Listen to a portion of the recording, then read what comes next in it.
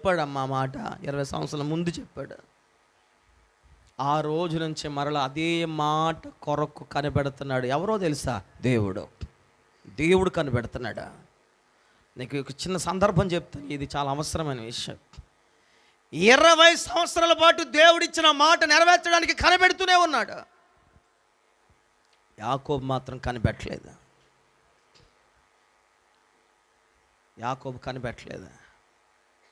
20 సంవత్సరాలు, ఒక్కని సంవత్సరం నుండి యాకోబుకు నేను చేసిన మాట నెరవేర్దామనుకున్నాడు. యాకోబుగా ఆలోచన లేదు. ఏం ఆలోచన తెలుసా? పెళ్లి చేసుకోవాలి, పిల్లలు కనాలి, మందను మేపుకోవాలి, మందను సంపాదించుకోవాలి, పోగేసుకోవాలి, సమకూర్చుకోవాలి. ఇదే కనబడింది యాకోబుకి. కానీ వార్త వినబడింది. ఏంటో తెలుసా? నీ తండ్రి అయిన ఇస్సాకు వృద్ధుడైపోయాడు, నిన్ను రమ్మని కబురు చేస్తున్నాడు దూతలతో, నువ్వు వెళ్ళు అనగా మామ అన్నాడు, సరే వెళ్ళు నాయన, ఇదిగో నీ ఆస్తిని పట్టుకుని వెళ్ళు అన్నాడు. ఈలోగా మరల ఎవరో దారిలో చెప్పారు వార్త, యాషావు నేను చంపడానికి వచ్చేస్తున్నాడు. ఇంతకు చంపడానికి రాలేదు యాషావు. ఆ వార్త విన్నాక జనులందరినీ, పిల్లల్ని, మందలందరినీ ముందుగా పంపించేసాడు. వెళ్ళిపోండి, మీరు వెళ్ళండి, నేను వస్తాను, మీరు వెళ్ళండి అని చెప్పి ఒక్కడే 20 సంవత్సరాల క్రితం మాట్లాడినటువంటి మాటను జ్ఞాపకం చేసుకుంటున్నాడు. ఆలస్యం ఎక్కడుందో తెలుసా? నాలో ఉంది, నీలోనే ఉంది ఆలస్యం. యాకోబు ఎన్ని సంవత్సరాలు వేస్ట్ చేసుకోడో తెలుసా? అయితే ఆ రాత్రి అంటున్నాడు, ప్రభువా నువ్వు అన్నావు కదా రోజు నాతో, నువ్వు అన్నావు కదా రోజు రాత్రి, అయితే పని చేయండి, నీవు నన్ను ఆశీర్వదించండి. రాత్రంతా కనిపెడుతున్నాడు.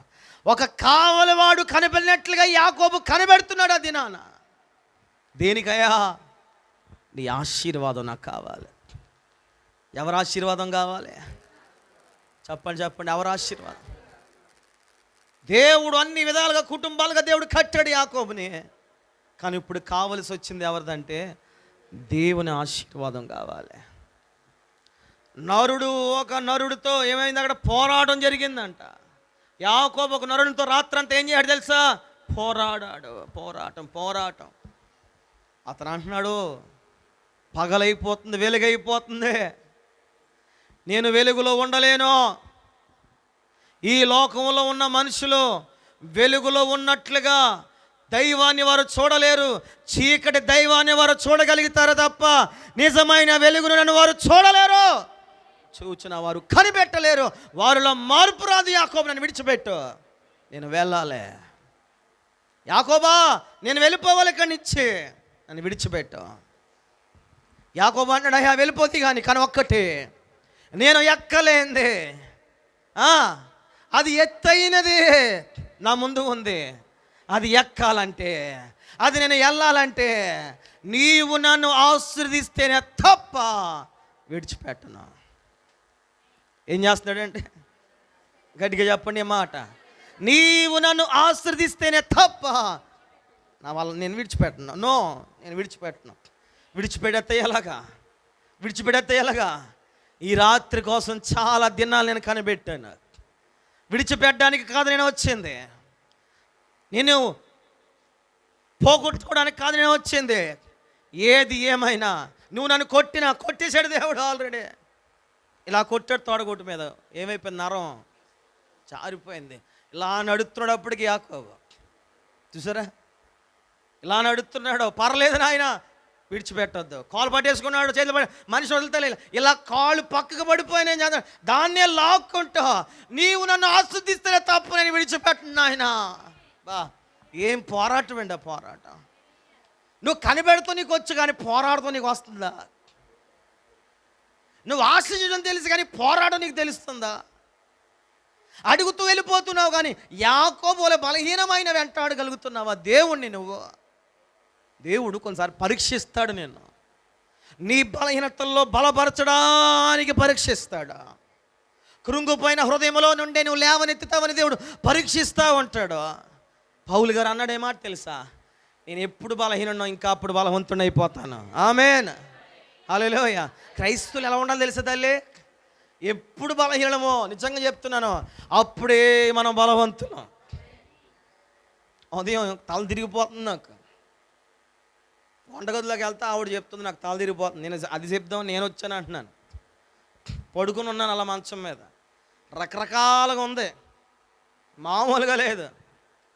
మొత్తం కూడా ఏదో 4 మాటలు చెప్పేద్దలే అమ్మహా బండిరా అక్షరాందం అనుకున్నాను. ఉదయములో ప్రకాశించే దేవుడు మన దేవుడు ఉన్నాడు కదా, ఉదయాన నిలబెట్టే దేవుడు ఆయన. ఆమేన్. యాకోబు అంటున్నాడు, నీవు నన్ను ఆశీర్వదిస్తేనే తప్ప.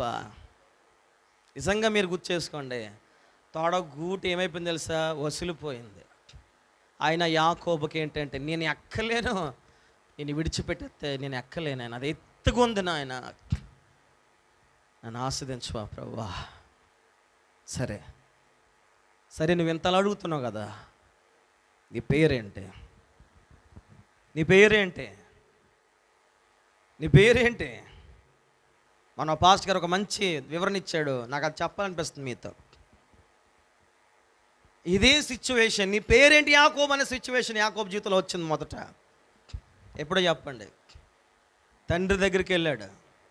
తండ్రి ఏమన్నాడు? ఇస్సాకరే నేను తిని నేను ఆస్వాదిస్తాను అని చెప్పి యాసవుతో చెప్పిన మాట తన తల్లి అయినటువంటి ఎవరో రెబ్కానా, ఇస్సాకు భార్య రెబ్కానమ్మా,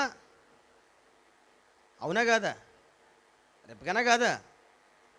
రెబ్కా యాకోబు తంటది, ఇదిగో నీ అన్న అయినటువంటి యాసావు వెళ్ళిపోయాడు, ముందుగా నీకంటే ముందుగా వెళ్ళిపోయాడు. తండ్రి ఏమన్నాడు తెలుసా? నేను ఆస్వాదిస్తాను, మాంసం వండిది అన్నాడు. నేను మాట చెప్తాను యాకోబుని వచ్చాయి. ఓకే మమ్మీ చేస్తాను. నీవు బాగుపడాలని చెప్పింది తల్లి. ఎవరి విషయంలో? ఎవరి విషయంలో? గట్టిగా చెప్పండి, ఎవరి విషయంలో? మొత్తం మీద వెళ్ళాడు, కూర వండేసి ఇచ్చింది ఆవిడ గారు, అంతా ఓకే అయిపోయింది, రెడీ అయిపోయింది, కూర వండేసి పట్టుకెళ్ళిపోయాడు, వెళ్ళాడు. ఈలోగా అంటున్నాడు, ఎవరు నువ్వు? ఇస్సాకు అడుగుతున్నాడు, ఎవరు నువ్వు? నేను నాన్నగారు, నేనండి తండ్రి గారు, యాషావునే. స్వరమేమో యాకోబులో ఉంది, తడుము చూస్తాను రా అన్నాడు. అప్పటికి ఆల్రెడీ ప్లానింగ్ అంతా జరిగిపోయింది. తల్లిగారు మంచి ప్లానింగ్లు వేస్తారు కొంతమంది తల్లిగారు, కొడుకుల్ని పిల్లల్ని దాద్దామని. దాసి వాళ్ళకి ఎప్పుడు ఆశీర్వాదాలు రావు, దేవుళ్ళు విడిచిపెట్టే వాళ్ళకే ఆశీర్వాదాలు వస్తూ ఉంటాయి. స్తోత్రాలు చెప్పండి, హల్లెలూయా చెప్పండి ఒకసారి, హల్లెలూయా హల్లెలూయా. ఏనండి, తడుము చూశాడు, పేరు అడిగితే ఏం చెప్పాడు? యాకోబు అని చెప్పాడు, యాసావు అని చెప్పాడా? అబద్ధం చెప్పాడు. తన భౌతికంగా ఉన్న తండ్రితో అబద్ధం చెప్పాడు. కానీ ఆ రాత్రి ఏం చేస్తున్నాడు దేవుడితో? గట్టిగా చెప్పండి, గట్టిగా చెప్పండి. యాసావు అని చెప్పాడా, యాకోబు అని చెప్పాడా? ఎందుకు చెప్పాడు తెలుసా? అలా అయ్యా నా పేరు యాకోబు. అప్పుడు ఏమన్నాడు? ఆ మాట ఎవరికైనా గుర్తుంటే బైబిల్ తక్కువ మంది చదవండి, సందర్భం చదవండి. అప్పుడు యాసావు అన్నాడు, ఇప్పుడేమన్నాడు? యాకోబుని. స్తోత్రం. ప్రభు అన్న మాట కావాలి ఇక్కడ. అది గణలోకి వచ్చేయండి ఇక్కడ. దేవునికి స్తోత్రం, హల్లెలూయా హల్లెలూయా. తీసారా ఎవరైనా? స్తోత్రం, హల్లెలూయా.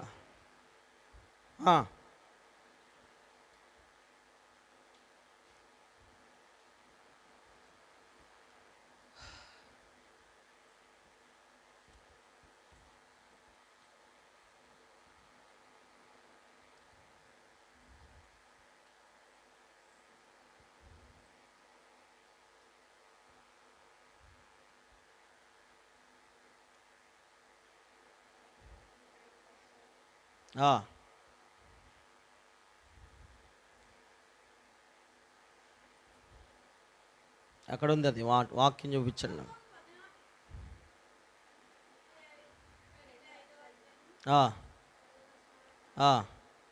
నాకు కరెక్ట్గా సందర్భం కావాలి. ప్రభువు అడిగింది అది. అప్పటి వరకు నీ పేరేంటి? ఇప్పటి నుంచి నీ పేరేమో తెలుసా?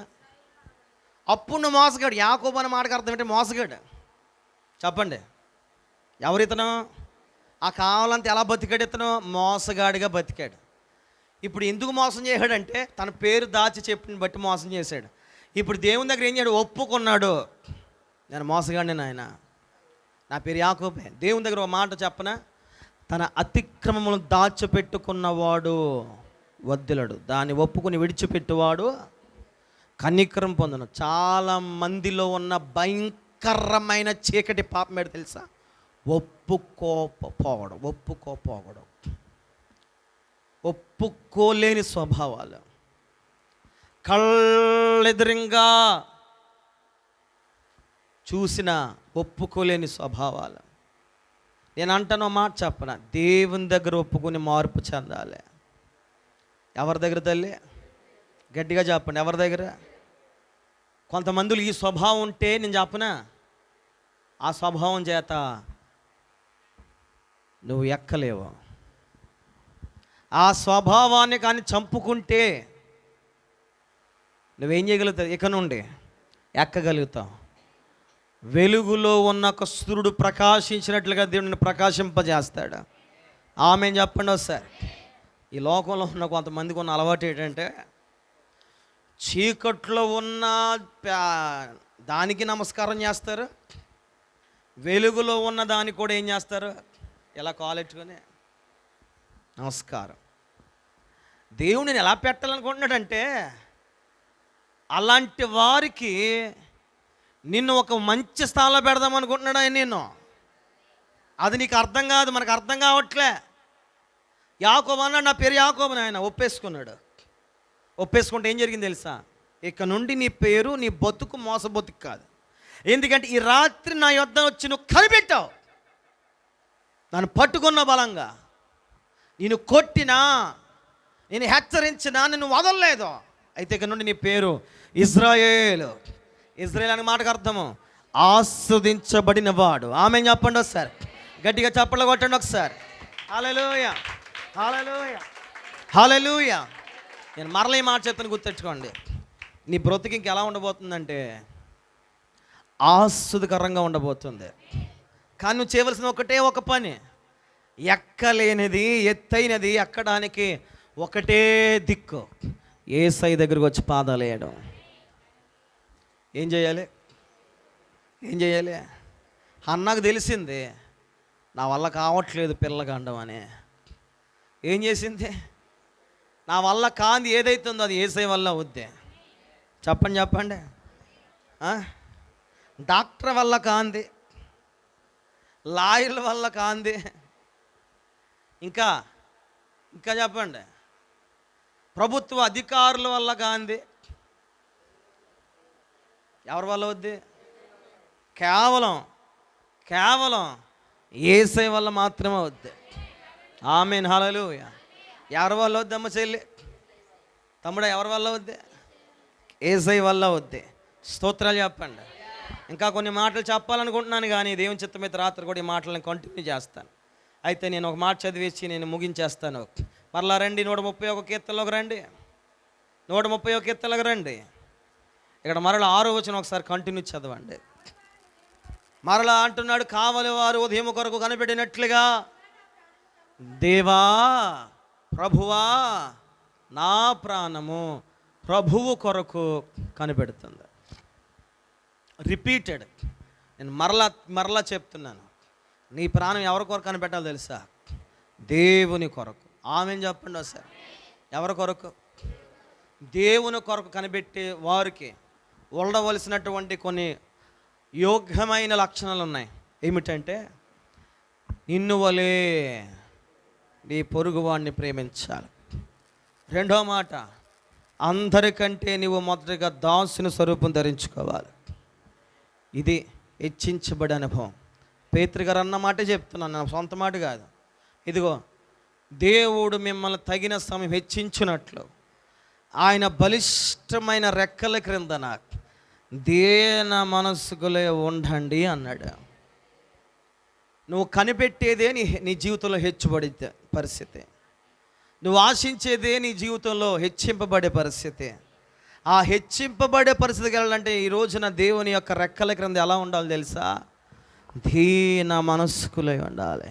స్తోత్రాలు చెప్పండి, గట్టిగా చెప్పండి. హల్లెలూయా, హల్లెలూయా. యాకోబు కోసం చిన్న మాట చెప్పేసి నేను ప్రార్థన చేస్తాను. ఆస్వాదించబడిన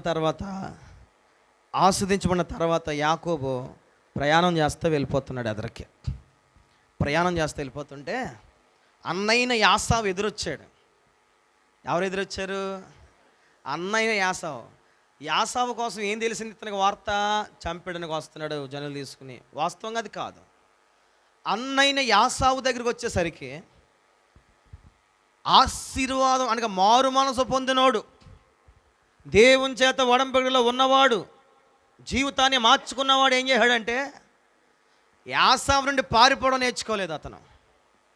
యాసావు వచ్చాడని చెప్పి గడగడలు ఆడిపోవడం నేర్చుకోలేదు అతను.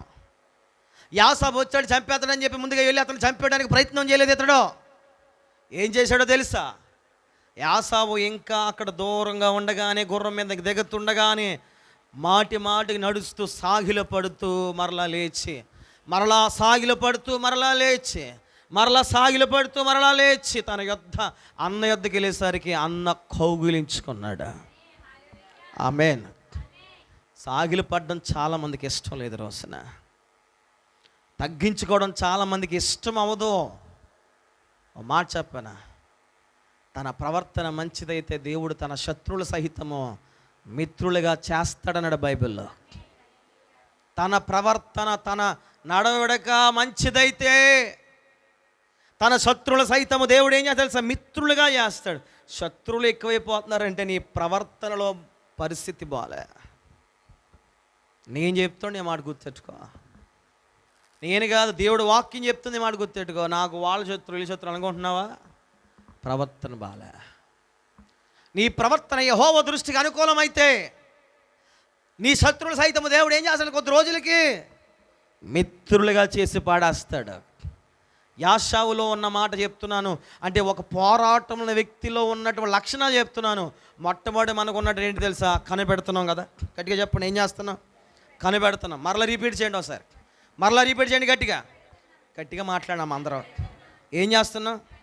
కనిపెట్టేవాడు ఏం చేయాలి? ప్రభుకి ప్రార్థన చేయాలి. క్లుప్తంగా చెప్తున్నాను. ఏం చేయాలి? ఏమని చేయాలి? ప్రభువా నేను ఎక్కలేను, అది ఎత్తైనది, అది కొండ. ఆ తర్వాత ఏం చేయాలి? ప్రభు పాదాలు పట్టుకుని బతిమలాడాలి. ఈ పాదాలు పట్టుకుని బతిమలాడేవాడు జీవితం ఎలా మార్చుకున్నాడు యాకోబు గారు? ఎలా మార్చుకున్నాడు? అన్న చంపేయడానికి వస్తాడన్న వార్త వినబడినా తను తాను ఏం చేసుకున్నాడో తెలుసా? సాగిలపడ్డం నేర్చుకున్నాడు. ఎందుకు సాగిలపడ్డాడో? అలా సాగిలపడితేనే యాకోబు మరలా తిరిగి గొప్ప స్వాస్థ్యాన్ని పొందుకున్నాడు.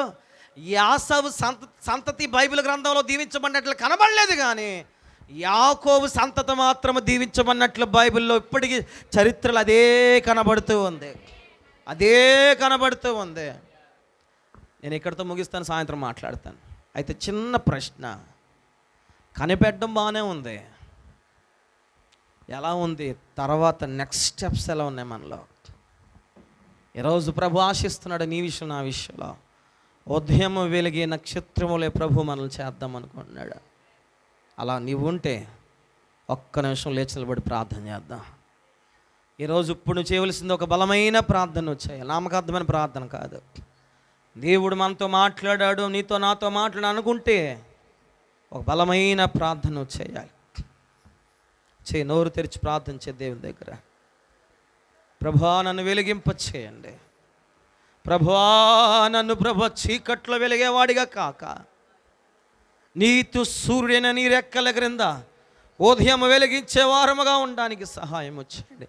నీ కొరకే కనిపెడుతున్నానని చెప్పండి. దేవునితో ప్రార్థన చేయండి. దేవుని దగ్గర మనోపూర్వకంగా చేయండి. దేవుని దగ్గర ప్రార్థన.